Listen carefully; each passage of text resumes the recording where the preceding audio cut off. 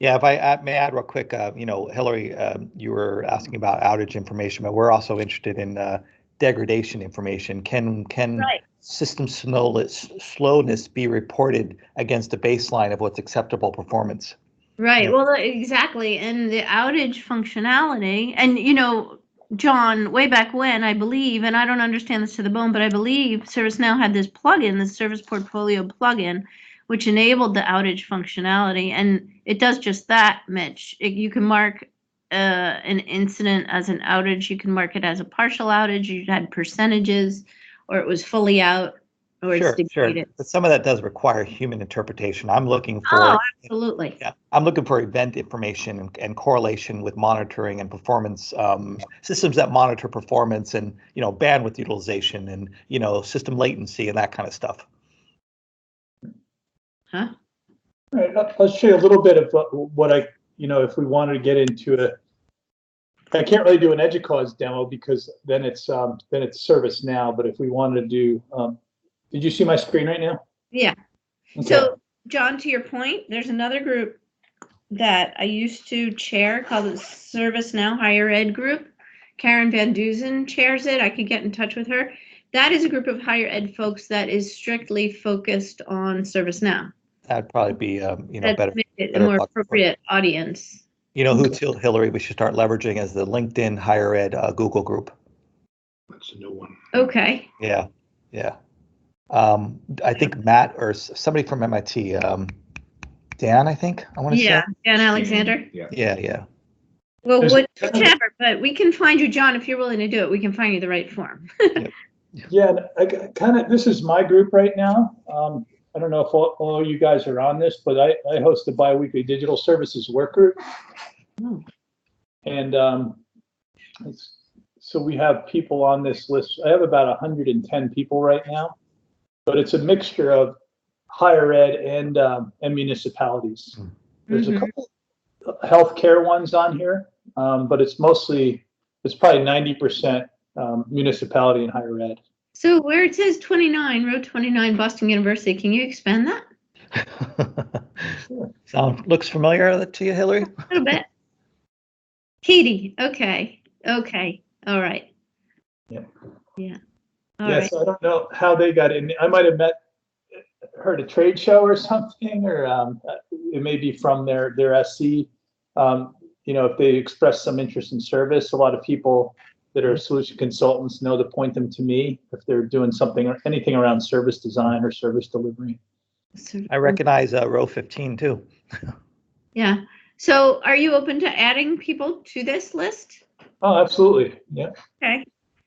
Yeah, it's just kind of like a share session that I have. Like everybody who's doing anything around services, just bring what they have. And then we have some deliverables that were created, and I have like a Google Share where we put everything out there. But it's more of just a general discussion. The only thing I try to push everybody away from, if they get in and they want to talk about incident management or ITSM, like it's not about that. It's just generic service delivery and how you use ServiceNow to do that. But I don't go into any like features specific to any, because a lot of times it tries to go in that direction because I'm a solution consultant. People start asking me questions about products in the specific areas outside of services. And so we're more here to talk about the common service data model, and we're talking about service portfolio management and IT for IT and things like that. Okay. All right. Yeah, but if you send me an email, I can definitely add anybody you want to that. It's just kind of an open group, but I've just been managing it as an email distribution list for now. I was thinking about formalizing it more, so we had, maybe a community channel and things like that. But for now, everything's just done over email and through the Google Share. Okay. Now, the few recordings I've had a chance to listen to have been really good. I think this is definitely a worthwhile group to be along to, especially if you're looking at your portfolio and modernizing and are aligning with the common services data model. Cool. Yeah, it's been a real passion of mine because I hated when I started here. I've been here about 2 years now at ServiceNow, and it seemed like the only thing that everybody had in common in their CMDB was they did it wrong. Yeah. Well, yeah. And then so everybody would go in. I'd have 3 guys I'd bring in that were CMDB experts, and they'd all tell. There was no right answer. The customer couldn't get it right. It was That's right. all answers were wrong, and it's like, man, what a horrible spot to put customers in. Yeah. And then Yeah. Lisa from USC really pushed me, and then Anita started pushing me on it, and then it's like, well, what do we do here, you know? And I really want to get into services, and for different reasons. So then we started the group. We've been doing it about 1.5 years now. We've been meeting bi-weekly. Oh, that's great. Yeah, I definitely have 2 names at least for you to add. So yeah, because we've tried to build the CMD, we've gone around all ways to Sunday here. And what I understand is there was kind of a disconnect in the product.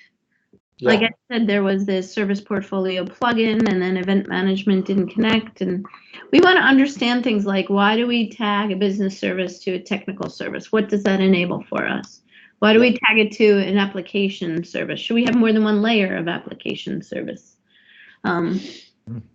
So yeah, but like I said, it'd be great if you could model it out for us. I'm happy to provide you. Well, you have the ECAR. Yeah, I'll give you a little background on kind of how I'm changing my approach to everything we do in ServiceNow. So this is the slide that you guys probably seen 1,000 times, right? The one that we always show, where we say, okay, these are all the things, all the services that we provide, right? And these are the offerings within that service, if you want to look at ServiceNow in those terms. Mm-hmm. But I really want to change the game to say, okay, how do you, and this is our platform that helps deliver all of the services that we offer. But when we go on to higher ed, I'm trying to get all of our people to start talking about, okay, these are your services, and this is our platform and how we help you deliver your services. Yeah. So if you align that with the ECAR paper, which it looks That's what like this is the. Yeah. So all these groups are the ECAR paper. Yeah. Yeah. Super cool.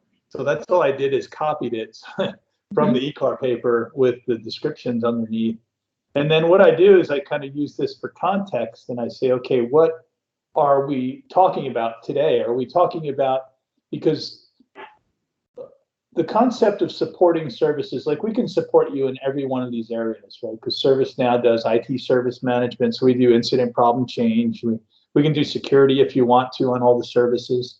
So everything could be managed from a support perspective on the services. But in certain instances, we're talking to you about a different realm. We're talking about the delivery of the services and how we can help you with the delivery of the services.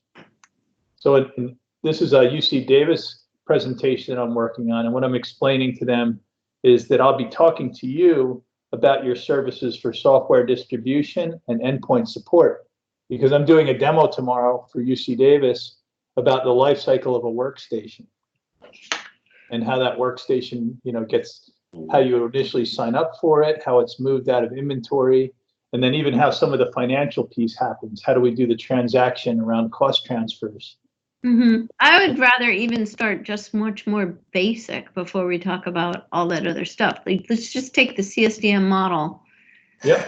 And how do we layer that taxonomy in there, and what are the right attributes so that one can take advantage of financial information in the tool or outage information in the tool and on the portal, tagging incidents, tagging changes. You know, how does that all relate to the affected CIs and impacted services tabs that we see floating around? Which modules should they be on? How does it relate to problem? Yeah, so the common service data model, one thing they did in the New York release is they put all these tables in there for you. So they're used to not, like, if you didn't get the application tables automatically, the business app tables, unless you bought APM.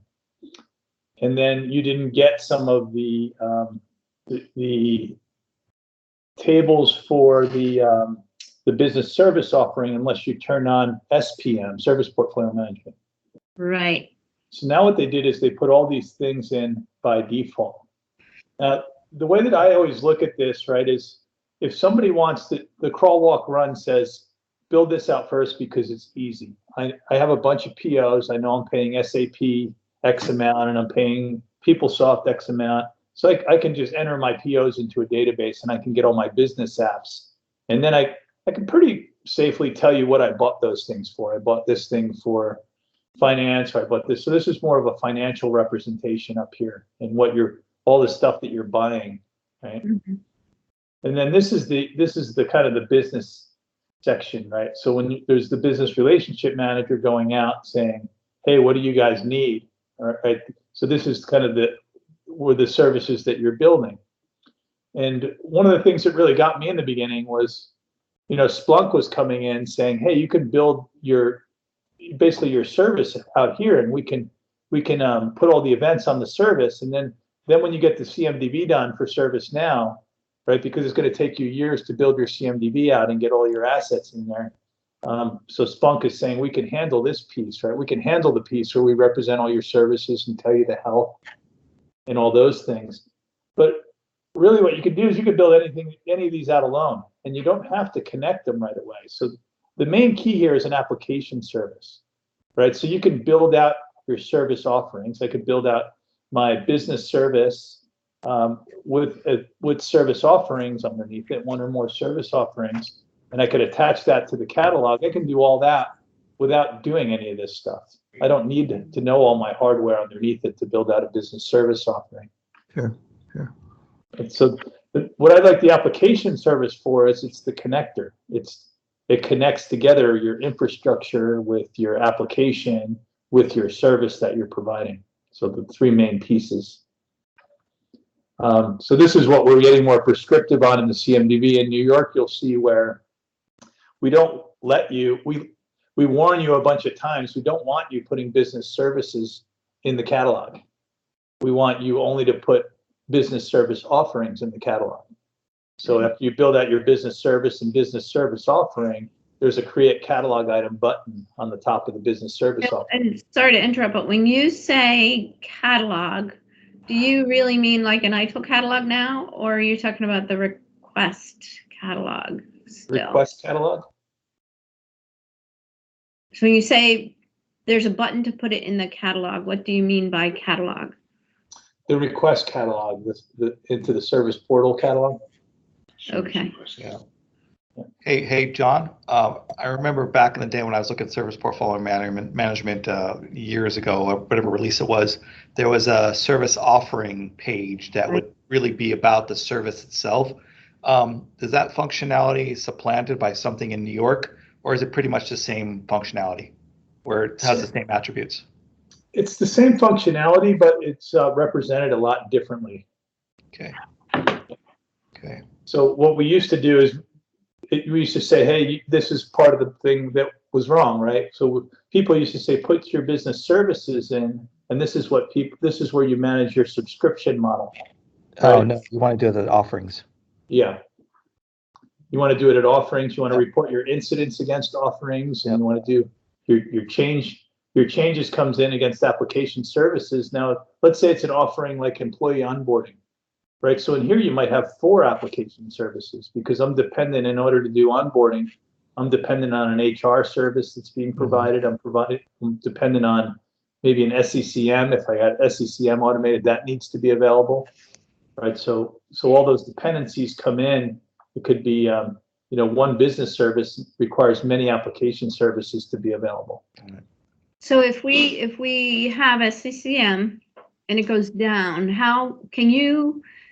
I don't know if this is something that's really doable, but if you could take this and almost build us a recipe, right? So that if SCCM goes down, here's how you build out this common service data model layers of your catalog so that when that goes down, you can see it on your business service offerings. You can see which business service offerings are going to be impacted. Yeah, so that's what you're doing there is you're creating on that business service offering, you're creating this dependency on the application services. And once you create that dependency, that'll automatically roll up to the business service offering when you have that outage. Mm-hmm.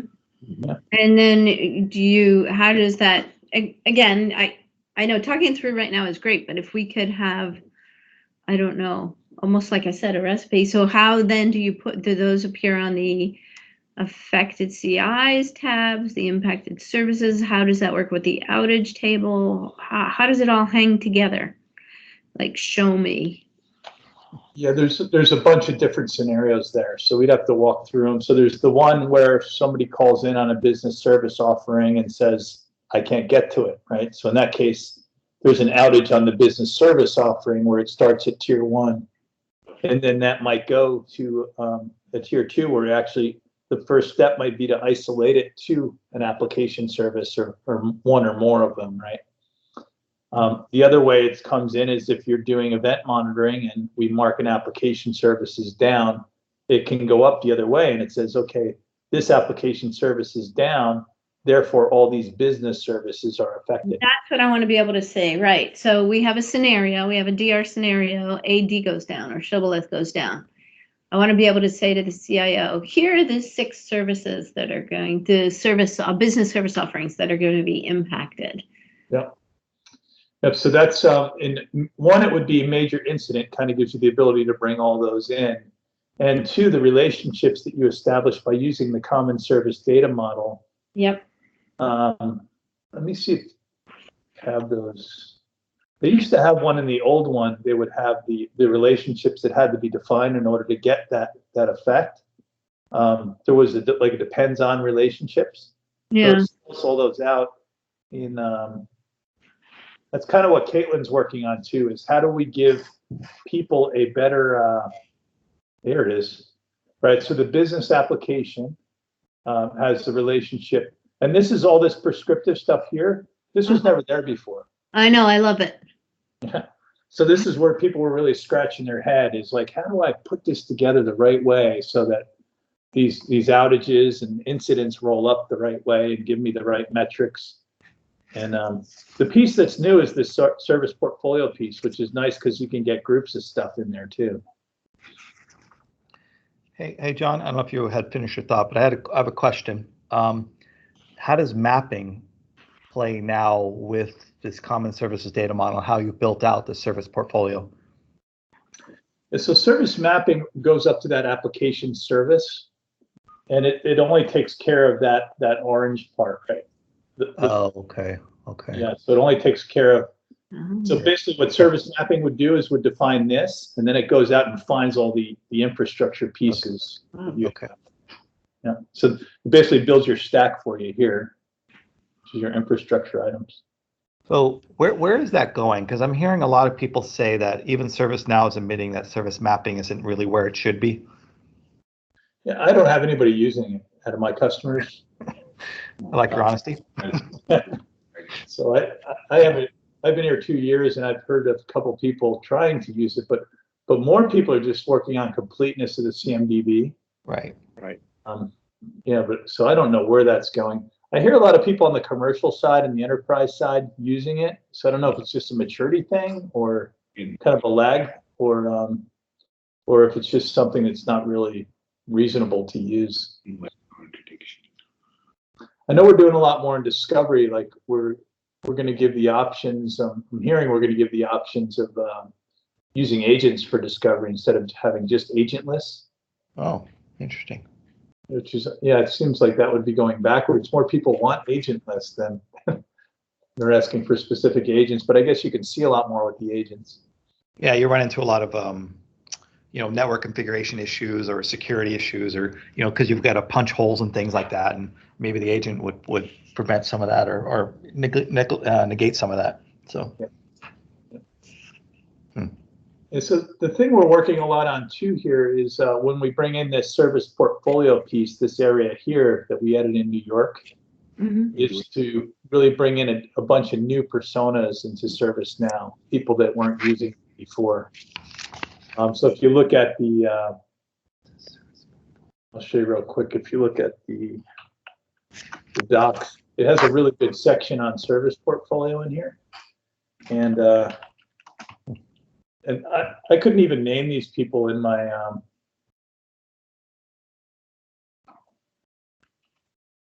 house. So I still don't even know who I'm going to talk to, because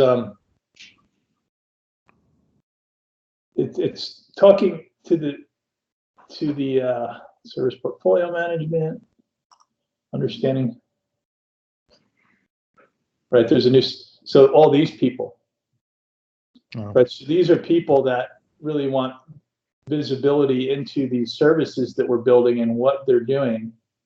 And what Service Portfolio does is kind of give these people the lens into the operational side. And if you're doing project, the strategic side kind of the service, right? For the whole pipeline, kind of to your point on ITIL before, like how will we manage these things from ideation all the way through retirement?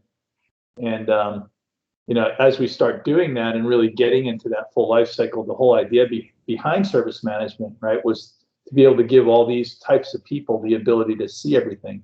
Yeah. And ServiceNow, these people aren't usually in there today. I could probably point to a couple, like process owners. I walked through a couple processes because we're delivering those services on ServiceNow, but I don't know the process owner for like an SAP system or a PeopleSoft system. I don't know those people, right? So these are more on crossing the lines out of IT and giving them visibility into this area. So when you talk about process owner there, you're not talking about ITIL processes, are you? I'm talking about the process for the service that's being delivered. Oh. Right, the actual service. So crossing the line out of IT and saying, okay, what do we need to show these people to, you know, let them know we're handling this thing okay, or that it's busy on incidents, it's got tons of incidents, or it's costing us a lot of money, or we're getting a really bad rating on it, right? All the things that ServiceNow tracks. How do we roll that up, give them a dashboard or some type of report that shows them what's going on with that process? Yeah, given that this is a service management tool, I think that language may be confusing. Eric here just wrote down business process owner. That's really who you're talking about, but you also want your module or application process owner, or for lack of a better name, ITIL practice owner to have their view. So yeah, there could be some clarity around that. I think you're right, Hillary. Yeah, a lot of that too would get from like an incident process owner too, right? Even getting down to that level. And right, where's that person on this list is what I'm trying to figure out. Yeah, like an incident process owner has their own dashboard, and we already do a good job for them today on the ITSM side. So these are people that want visibility into ITSM, but also other areas of the services that are being delivered. I mean, I'm reading that paragraph on the process owner. It sounds a lot like the process owner for service portfolio. Right. Or an individual process. Well, we're a bit. Item. Yeah, for a particular item. I guess we're down a rabbit hole a little bit. Yeah. I want to say one thing real quick, John, and I don't have time to really I don't have a fully fleshed out thought, but there's a lot of buzz and concern around products. And so whether it's version 3 or some iteration of this, I think we need to look at, it would serve us well to look at product owners and how products fit within the overall common services data model. Mitch, that's brilliant, because that ties ITIL 4 for me together into this, which is going to be really important toward the other John's point, I think, at the beginning. But also, I've been searching long and hard for someone at ServiceNow to tell me how the products in the SDLC module relate to the CMDB. They're two separate tables. So when you say product, I think we mean multiple things. I think that'd be a great thing to clarify. Yeah, so product managers are typically in your, product owners usually are in your Scrum, you know, but then product managers are the service management component or role.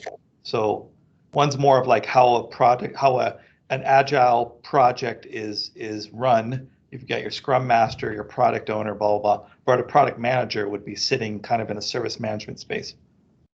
Right. Yeah. So, I mean, from a real tool-centric point of view here, we have incident forms, and they have a CI field. And an incident might come in and be tagged to a CI, but then it turns out that to fix it, it's really a defect or an enhancement, and it gets converted over, and there's suddenly no CI field, but there's a product field. Right. And that's a real gap for us. Yeah, in the incident, we're trying to get it to classification to the offering. So pick the service, pick the offering, and using that as a primary classification, because that's where we're mapping a lot of things up to, is that offering piece. Yeah. It makes sense at the offering level, but products support our services. And I'll send you some stuff that I've researched and some other articles and like that to kind of consolidate and really have a clear thought for you, John, because I don't really have anything that would be, aha for now, but I think I could give you something that you may be able to chew on. Yeah, and I have something too from, remember Mark Bodman's book on the EDUCAUSE call? So, No, but if you have something, send it to me. I want to kind of consolidate all this information and come up with a thought. yeah, I have a picture of his idea of a digital service, and it's a lot like what you said, is that you have your COTS stuff you're buying, your PeopleSoft and your SAP, and then you're building some products that are going to deliver one or more services. Exactly. But Yes. those products may include a COTS component, right? Right. So, and that's basically the way that we look at it today, is doing that. And then a lot of what you'll see too in I don't know if you use like we talked about the incident process owner before, like a lot of the things you'll start seeing in ServiceNow is going to be aligned to these services and offerings, so you can go either way. So if you look at the incident process owner, right, you could pick the business service up here and go down to do all of your analysis on these different things in ServiceNow. So all the analytics dashboards and all of your classification of incidents, classification of changes, change calendars, right? We're trying to tie that all back in to the services. So kind of all teams are on board. Yeah. So again, but back to John Lowe's point is, how does this all tie to the product concept in ITIL 4 versus service concept in ITIL 4? And is that the same product that Mitch you're talking about? And is it the same product that appears attached to releases, enhancements, and defects? So that's an area to explore, I think. Yep. Yeah, and if you kind of draw a line around a product, I think people are referring to it as a digital product. You could probably draw like a couple of these boxes that would encapsulate it. A digital product would kind of be an overlay on a bunch of these things. Mm-hmm. And yeah, that's true. I don't think they're actually this actually might be it in the middle. The concept of a digital service, right, is that it does include some business application that's probably built. So some Java app that you built, or even Power Builder, I see a lot of that out there, right? It might be an application here that you built instead of bought, and there's some information object on that, which is a new component as well, which gives you information about the other things that this business app is related to. And it kind of helps you draw this box around, okay, this extends out to these offerings that are being provided, and these application services are things that we need infrastructure support from in order to run this thing. Yeah, because one of the key things about products is not all of the product will be visible to the customers. Yeah. And that's the whole idea, I think, behind service delivery, is to kind of obfuscate that product so you can swap it out, right? And like we have one customer right now that built out their services, and they found that, okay, we have 10 things that we can do project management with. So how do we do consolidation, right? But it's all under a project management business service. So now I can go and see, okay, here's 10 vendors I'm using back here. How do we get that down to 2 or 3 so that we can leverage, the buying power? And that kind of speaks to like integrative CIO at the EDUCAUSE, right? This year is still one of the top things. And that's the ability of the CIO to look and see, okay, all the things that kind of make up that thing that we're delivering over here. And that's kind of a tenet we put in the first ECAR paper about keep the product names out, so you can do that. I still have a lot of questions around things like Office 365, and some of these things get really hard to build.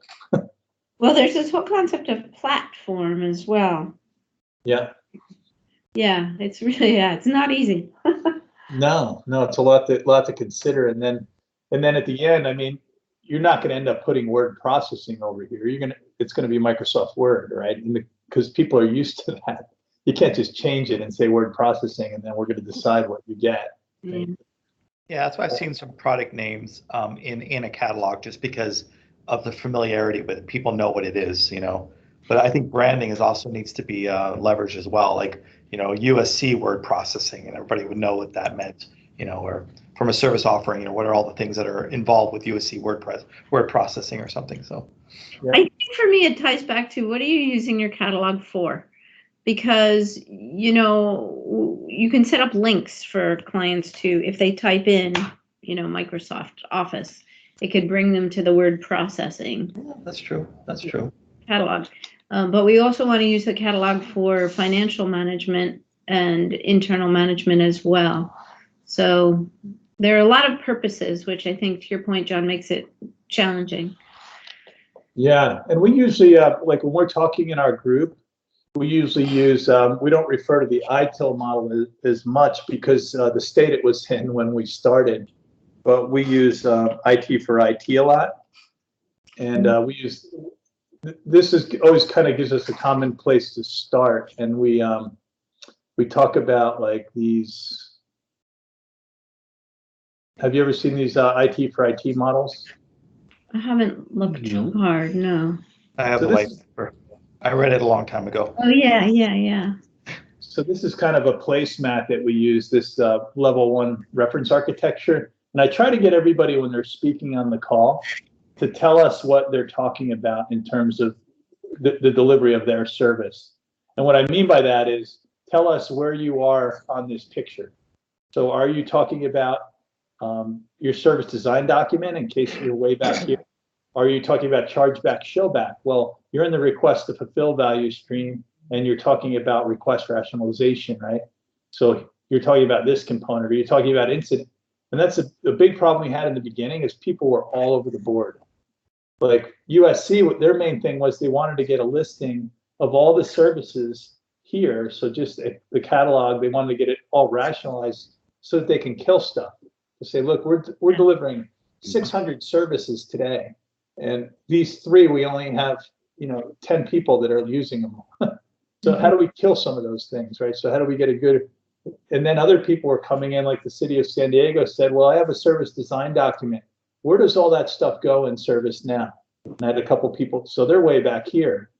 And we were ping pong all over the place, which is okay, as long as you can put some context around it and say, look, if I'm talking about a request to fulfill and you know, I'm doing the shopping cart item, what other things do I need to think about? What else is around that, right?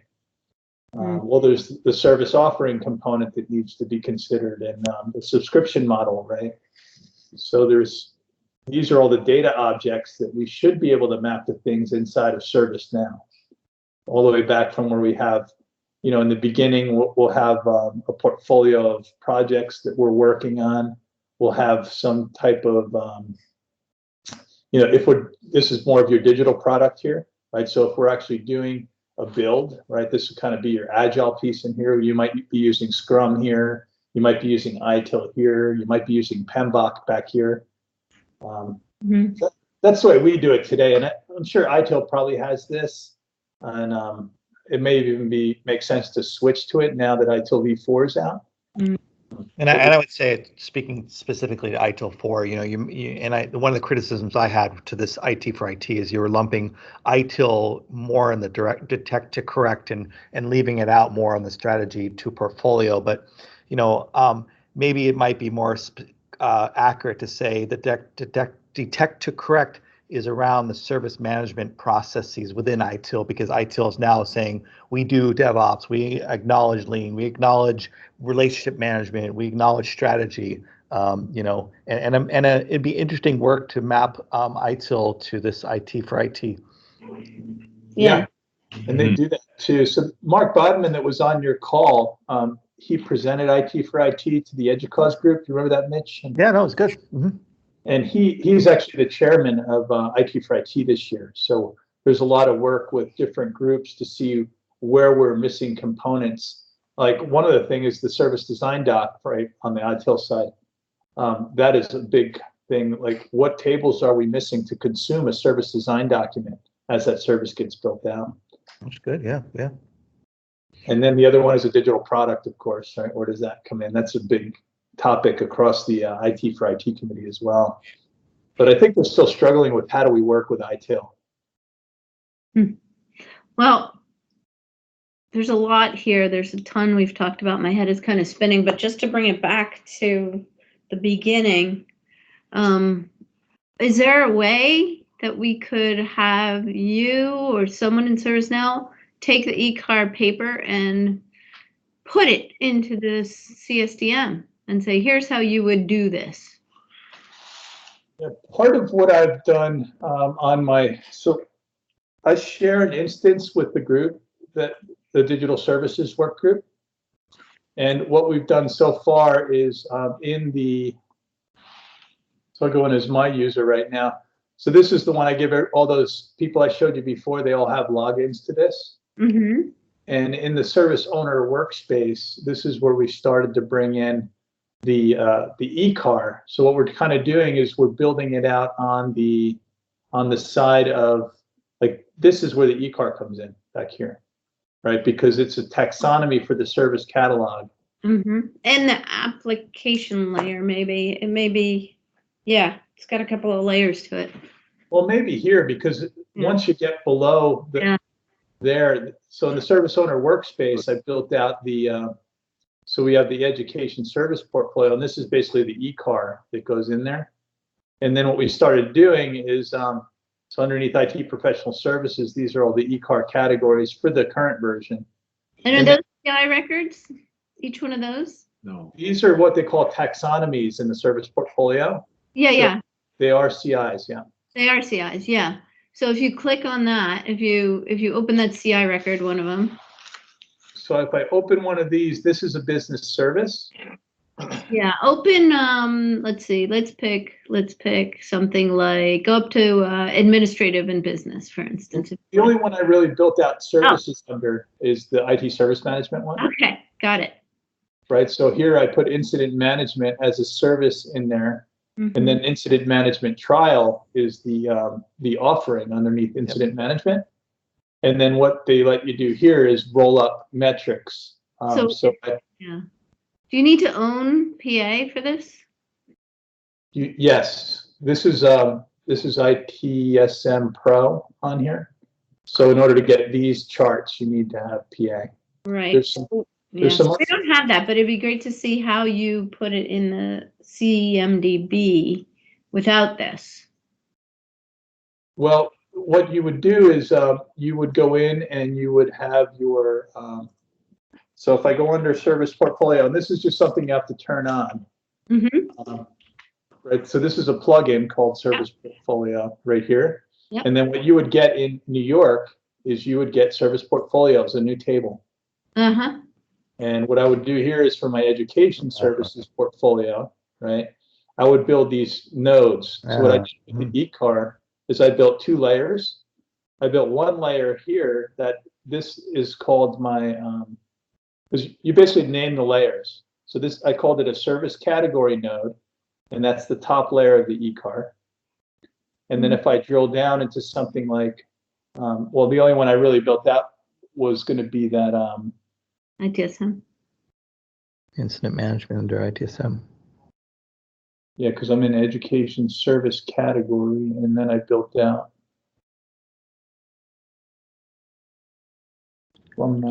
this is in administrative and business. So I got to go back one and click on that IT service management one. I was one deep already. So I click on that node, and then underneath the service category, I have another layer here. Now these could be business services at this layer in your CMDB, or it could be another taxonomy node. So what I did is IT service management is called the service group. So it's not a service yet. And underneath IT service management, that's where I started adding my business services. Yeah, you got 4 layers instead of 3. Right. Right. There's two layers that are classification layers for those other 6 people that we talked about before. All right, so just to let you know, the ECAR is the traditional 3 layers, tower, service, and then service offering. Yeah. So I should have built out that. I could collapse this layer, IT service, this node rather, the group I'm on now, IT professional services, could have been the service, and then incident management could have been an offering underneath that. Right. And then on here, when you get down to the lowest level, right? So I go into the business service itself now, and then underneath that business service, it lets you add offerings. So I could have 1 or more offerings. Yep. And then on that offering, what it does is it lets you go ahead and create a catalog item from here. Right, so that kind of builds out that whole, the 1 quadrant for us, right? From where we go all the way down to that catalog item now and say, okay, this is how it looks inside the service catalog. How much is it costing? How do I subscribe to it? Right, is it a per model or per user? What is the status of it, right? So is it operational now, or is it's still in the pipeline, right? So as you start building that out, when it's conceptual to when you retire it, right, all those life cycles can be managed. Very cool. Yeah. So that service portfolio piece is just 1 section, though, right? To your point, it's huge. Like the big challenge has been really to try to keep, like, where the heck are we? Yeah, I bet. Yeah, because using those models to start all our presentations helps that a little bit. So this is where we're talking about in the common service data model. This is where we're talking about on that IT for IT kind of bubble chart. And if everybody starts with that context in mind, and it kind of keeps us, to a specific area. Yeah, I mean, for higher ed, for me anyway, if we could, like I said, do what you were just showing us, which I'm glad you're recording, Mitch, because I need to watch this 17 more times. If we could take the ECAR services and put them in, create like you are in that demo instance without the whole PA layer, because we don't all own PA. We're universities. Well, John, you have that link that you can send Hillary, right, of the test instance or the demo instance, and then we could start just playing around with it. Yeah, I'd give you admin on this box, but it has the pro turned on this one. Oh, okay. Yeah. So you might want to try it in your environment, and that's true. on one of your dev instances, or I could maybe get another instance if we want to. You guys have some time where we don't turn pro on. Would that be interesting? Would you want to do that for the next call as a group? Just kind of start putting some examples in, or is that kind of a waste of our time for the next call? Or even do we have next call and we just fold ourselves into this group that John already has? What does the group think? I think we fold in for now, because I don't want to create more work for you, John. And we squeeze that sponge of knowledge as much as we can through that vehicle. Yeah. It seems like we're kind of maybe overlapping now, but I can do what I can, John, about getting permission to give you at least the taxonomy without really giving you the paper. So you have what's going to be out in the current version of the paper. You could start playing around with that and doing what this group is suggesting. So mapping the new taxonomy into the common services data model. Awesome. And is there any delineation between a catalog taxonomy and a service taxonomy in there, or are they the same? They're focusing on the services taxonomy. Oh, interesting. Okay. Because the first version said it was the catalog taxonomy. Well, okay. So it's not the request item kind of taxonomy or it's not really focusing on the request catalog. It is focusing on the service catalog. So I may have misspoke, but it's really about the service catalog taxonomy. So for any service, you're going to have multiple requests. Sure. Yeah. Right. So we want to build out the structure. We want to lay the foundation to be able to build out that request catalog multiple to each service, multiple, outages tagged, all these things. It seems to me like these top few layers of the CMDB, which is the catalog, is the linchpin. Once you get that configured correctly, you can then start to hang financial management, outage information, changes, all kinds of records to it. Right. Exactly. That categorization that rolls up. Yeah, that's what I need. I know we here need help with. Yep.